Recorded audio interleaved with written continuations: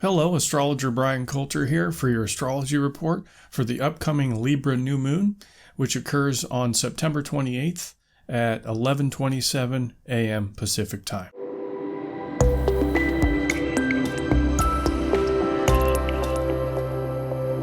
This video is going to be a little different than my other ones. I've received a lot of requests to do a guided meditation. So I'm going to start off this video by doing the normal astrological analysis and discussing the archetypes and energies that are really emphasized now and that are running through human consciousness in a really strong way. And then we will shift gears and dip into a meditation. It'll be kind of a hybrid video. That way, we can take the symbols I discuss and apply them to a meditation and use the superpower that is our focused intent and have a co-creative experience with these energies. This is a perfect time to do this more meditative approach because we're getting this final hoorah of this Jupiter-Neptune square that we've been experiencing all year. And it will finally start to subside around, October 20th, give or take a couple days on either side. So therefore, it's important for us to wring out as much potential as we can from this auspicious union. I've been talking a lot about it in my videos, so I won't go into great detail again. But basically, it's a massive expansion or influx of psychic energies. The veil between dimensions are thinning. Now, what we do with the energy is up to us.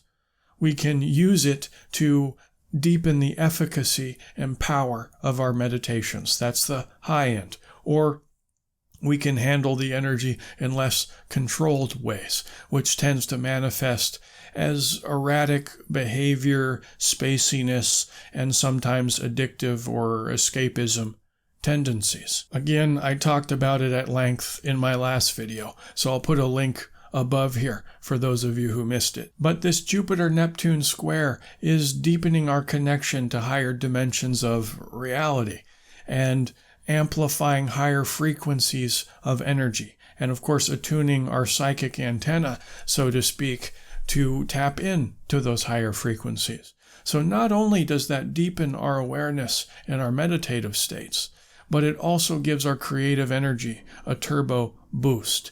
And creativity is a good segue word to where we're headed next. Libra new moon. During this new moon, we have 4 planets in Libra, which we'll talk about, but massive Libran energy. And at one level, Libra is known as the artist. That's one of the archetypes. So creativity being into a focus here. And for those of you who are artistic and like to follow that path, look for Neptunian heightened sensitivity to be applied to Libra in such a way that we're more sensitive to colors, shapes, and sounds, and we're able to channel some pretty amazing creative works. The main thing I want to talk about, though, is relationship, because the other main archetype for Libra is the lover, and it's an innately relationship-oriented sign. And it's also ruled by Venus, the goddess of love, sweet Madam Venus. So we have the sun, the moon, Venus, and Mercury all in Libra. And I'll point out that Venus actually rules Libra. So whenever a planet's in its own sign, it's very strong. So we got Libra energy on steroids right now, getting juiced by this Jupiter-Neptune square. Furthermore, we also have the Venus and the Mercury in what's called a square aspect, a hard angle, 90 degrees, with Saturn and Pluto. So a lot to unpack here. Besides the Jupiter-Neptune square that's been happening this year, that's one major event. The other big one, arguably even bigger than that one, is the Saturn-Pluto conjunction that's been happening all year. Will continue to be happening until January of 2020. They've just been dancing in the sky together all year. The major event, every astrologer that uses the 10-planet model has been talking about it all year. The words I keep coming to with these 2 planets is pressure cooker. Saturn and Pluto putting a tremendous amount of pressure on our psyches. Saturn, known as the Great Malefic, Pluto, known as the god of hell, and here they are in a pretty tight square to poor Madam Venus and Mercury up there in Libra. Now, squares are typically described as a bad aspect. Like, oh, bad stuff's going to happen. Oh, no, the Great Malefic god of hell squared, Venus, the goddess of love. Look out. Hell in relationship is kind of the fortune teller prediction. Okay. But, squares aren't bad. Squares are hard.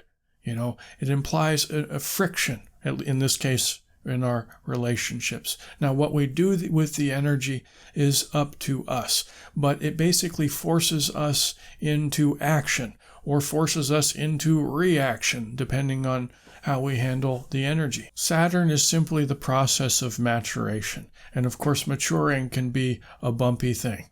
Sometimes we're taught some pretty tough lessons. And this is why Saturn is, described as the so-called Great Malefic, because it wants us to change aspects of ourselves which we've outgrown. So growing pains can occur with Saturn, especially this year, with it next to Pluto. But the great prize of navigating Saturn times right, basically, with our own conscious awareness on it to grow and evolve, which of course is why we're here. The great prize with Saturn is a deepening of our self-respect, of our integrity, our maturation, and dignity. And those are wonderful things. We couple this with Pluto, which tends to bring up wounds from our deep psyche, sometimes emotional, psychological, and even karmic wounds that come out to play in our relationship dynamics. Now, Pluto, known as the planet of transformation, because as those wounds rise to the surface, if we choose to release and heal them, we transform. And that's the most optimal way to work with Pluto, even though sometimes it's uncomfortable, especially next to Saturn. So maturation through transformation. That is the big theme of the year. Now, we apply that now through this square to Venus-Mercury, applying friction, applying pressure on our relationships through this pressure cooker energy. Now, classically, our wounds tend to come out to play in our closest relationships. If you sleep with somebody for 8, 10, 12 weekends in a row, your stuff is just going to start to come up. We're going to press each other's buttons. Whatever behavior in your partner reminds your subconscious of how, for example, mom and dad treated you negatively as a child, or more accurately, how you perceived mom and dad treating you negatively as a child. Now, it doesn't have to be mom and dad. I'm just using that as a common example. But here we find your partner putting their finger in the wound. We learn how to press each other's buttons. And then we have this reflexive script of pain or anger or whatever, suffering.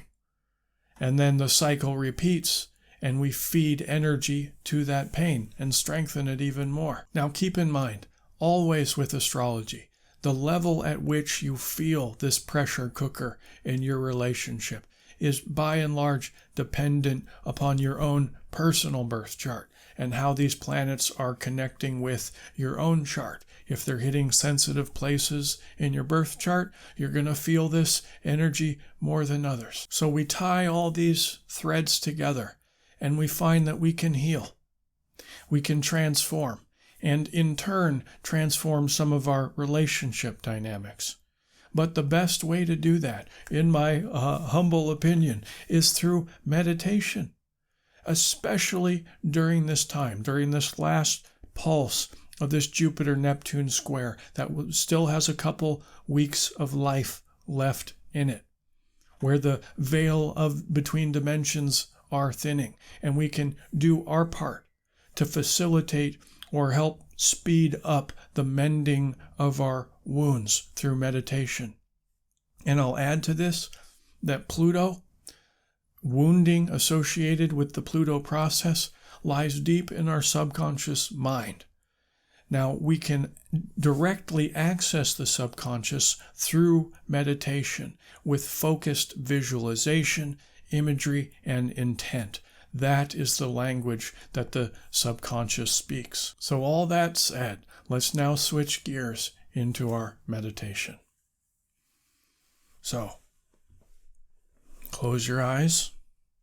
I find it's helpful to sit on the edge of the chair. It just helps to keep our back straight, feet flat on the ground. And just begin by focusing on your breath.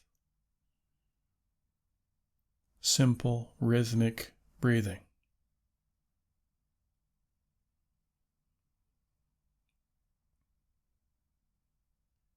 Now we want to do what I call the 4-4 breath pattern. 4 seconds per inhale, 4 seconds per exhale.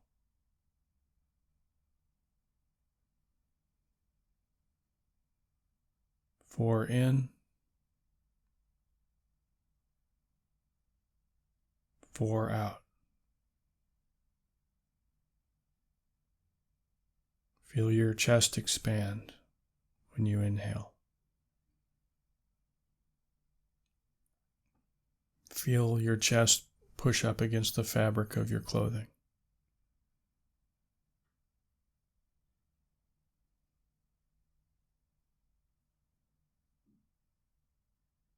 We're relaxing now, so we just want to put our conscious awareness into our body by focusing on the chest area as we breathe.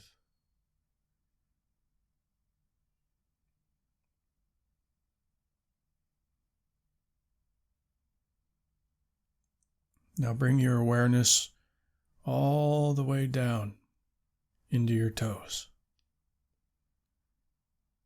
Feel like you're in your toes. Focus so strongly.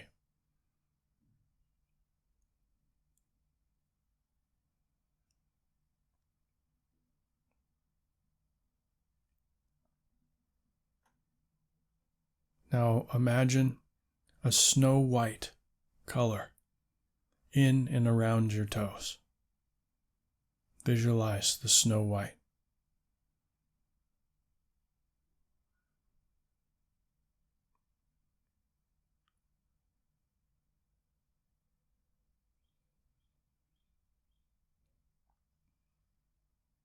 Now bring your awareness up into your feet. Still visualize the color.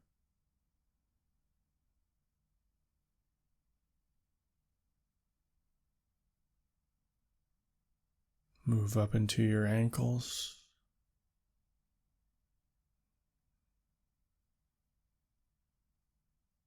To your calf muscles.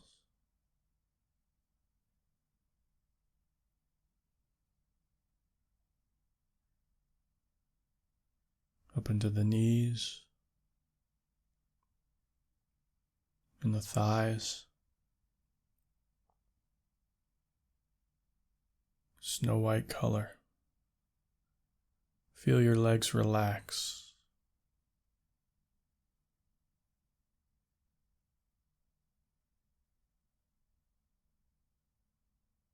Four in, 4 out.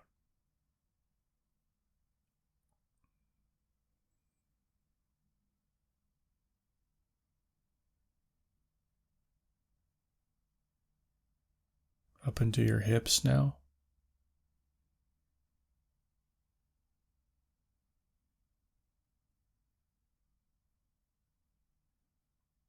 If your mind becomes distracted, just gently bring it back to the snow white color. Rising into the abdomen area now.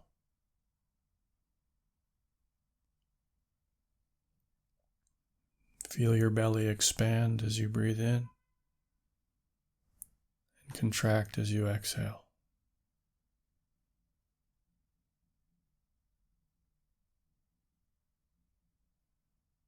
Bring your awareness up into your chest now.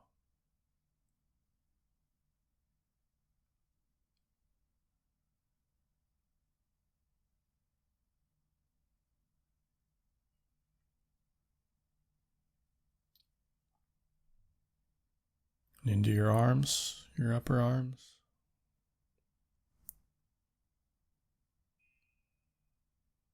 Flowing down into your elbows and forearms.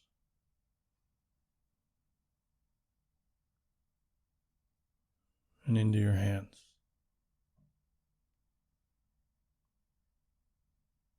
Into the tips of your fingers.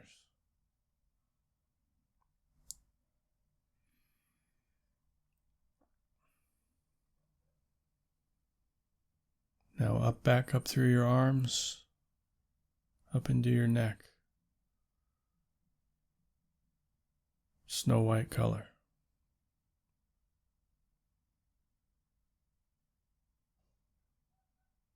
And up into your head.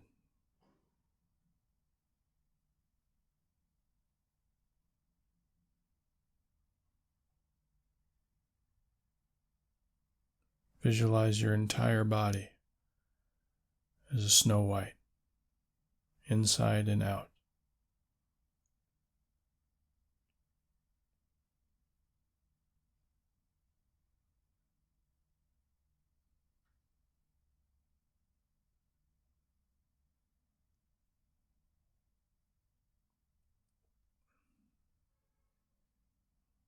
Now bring your awareness into your chest.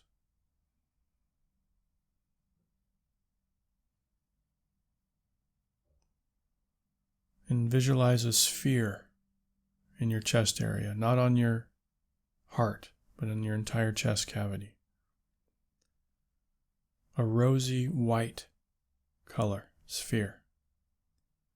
You can visualize it as a sun, a really bright rose-colored sun.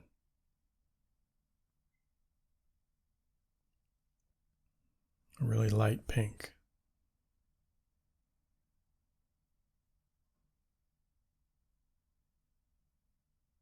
With each inhale, see it become brighter and brighter.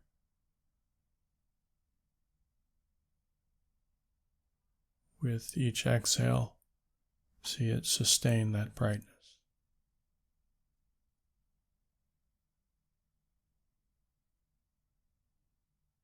Brighter and brighter.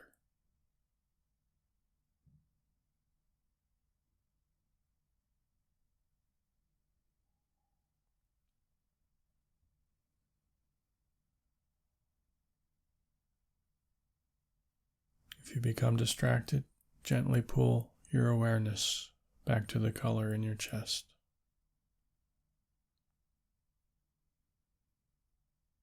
Four in, four out.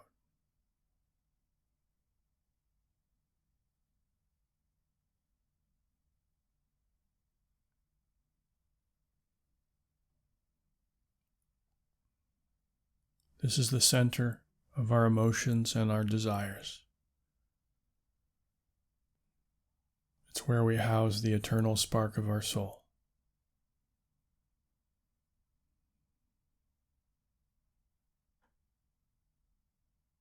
Ask for balance in your emotions and your unreasonable desires. And feel love. Feel self-love. Feel love for others.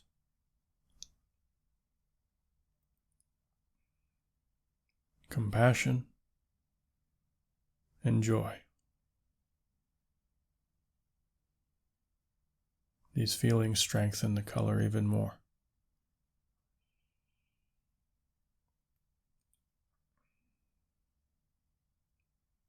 Now I want you to visualize somebody in front of you.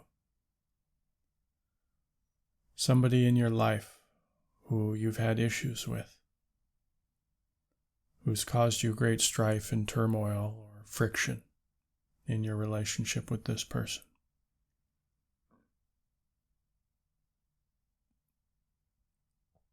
It can be a parent, a sibling, your partner, a close friend of yours, even a rival.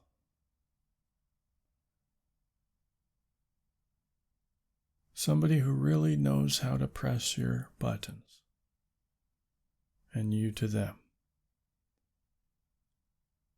Visualize them in front of you as vividly as you can, with a neutral expression on their face. They're just looking at you blankly.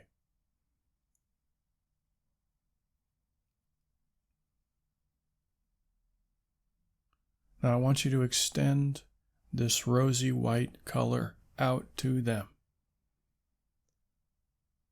and envelop their entire body. And feel this connection, this color connecting both of you on a heart level.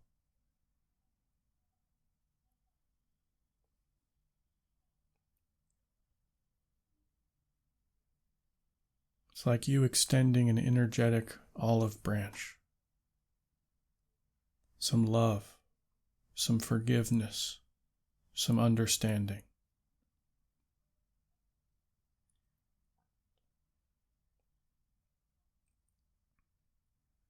And this compassion comes from an understanding that their behavior is basically a byproduct of their own suffering,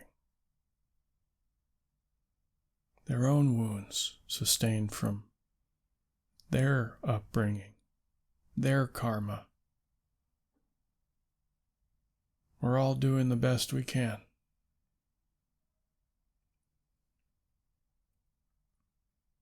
So this isn't condoning their behavior. You're just trying to reach a place of forgiveness.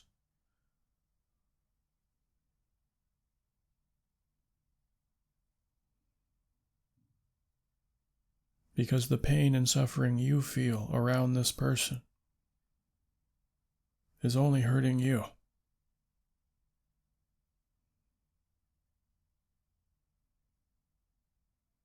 Still visualize the color surrounding both of you.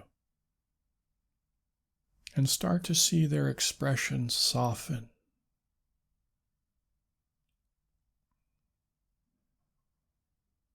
Start to see them look at you with loving eyes.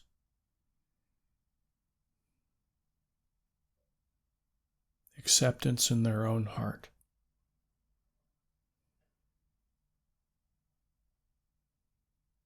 And feel the warmth between you. Feel the pain start to dissolve.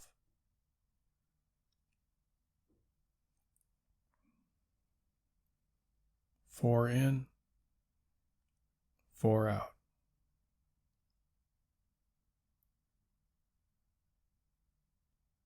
And say to yourself, I consciously choose to heal. I consciously choose to transform. I consciously choose to let go.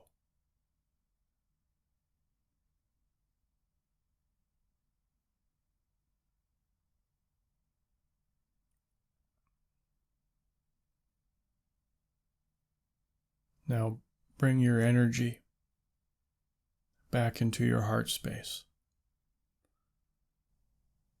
See your chest glow.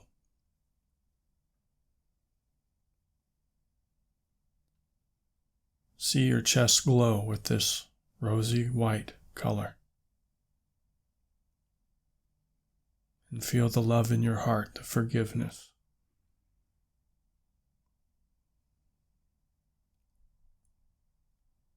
Now bring your conscious awareness back into the room. Move a little bit. Wiggle your toes. So this is a powerful meditation. And over the next couple weeks, if you can carve out, 5 or 10 minutes a day and do this process, you will find that the charge between you and this person or different people will start to dissolve. Now, if the relationship is incredibly toxic and it's been going on for your entire life, like with family or something, it may take longer than a couple weeks. Like, for example, one of my teachers, he had a very bad relationship with his father. His father was a military dad, very stern, very abusive, the stern father archetype to an extreme level. And their relationship suffered great into my teacher's adult life. What he did was a bit extreme. I'm not saying this what needs to be done. But in this case, he cut off all communication with his dad for 9 months, which is a really long time. And every single day, he did a process very similar to this one. And when he reached out to his dad 9 months later, he'd done all his deep inner work with his subconscious mind. His relationship with his father completely changed. When he reached out to his dad hugged him, for the first time in probably forever, decades. And they connected on a deep level, and their relationship is amazing now. Because of this deep inner work he did, he pulled out the poison. He transmuted the pain into love. And he did it through working directly with his subconscious mind. And this meditation I just taught you is one way of doing that. So sit with it, work with it, see what happens, see if you can take this pressure cooker energy that we're feeling, our demons coming out to play, so to speak, and apply these energies practically in your life so that we can, mature, so we can transform and heal ourselves. As always, with the goal being to expand our consciousness.